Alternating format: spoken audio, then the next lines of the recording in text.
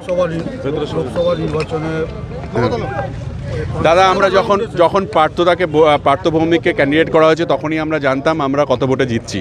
Day 1 থেকে জানতাম, আমরা তাই কনফিডেন্স ছিলাম। মানুষের গণতান্ত্রিক রায় দিয়ে আমরা এই যে ভোটে জিতেছি।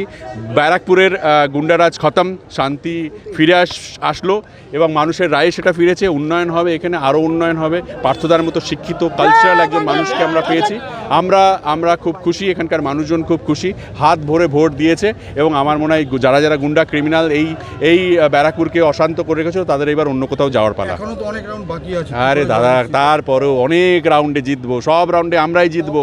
মানুষের কিছু না হলে 1 লাখ ভোটের ওপরে ভোটে জিতবো আর কি। হ্যাঁ দাদা, এখন আমাদের প্রায় 60,000 ভোটে অলরেডি লিড চলছে এই মুহূর্তে। সবার সঙ্গে করেছি আমি, সব পুরো বেঙ্গল জুড়ে করেছি। আমরা বলেছিলাম আমরা মানে 30-এর উপরে থাকবো এবং 34-35টা আসন আমরা পাবো এবং ডবল ডিজিটে হয়তো যেতে পারবে না বিজেপি। হ্যাঁ তাই হয়েছে, মানুষের রায় হয়েছে। তুমি খুশি নয়? তুমিও তো দিয়েছো তৃণমূলকে ভোট, আমি জানি তো কাকা, তুমিও তৃণমূলকে ভোট দিয়েছো। এখন শান্তিতে তোমরা কাজ করতে পারো।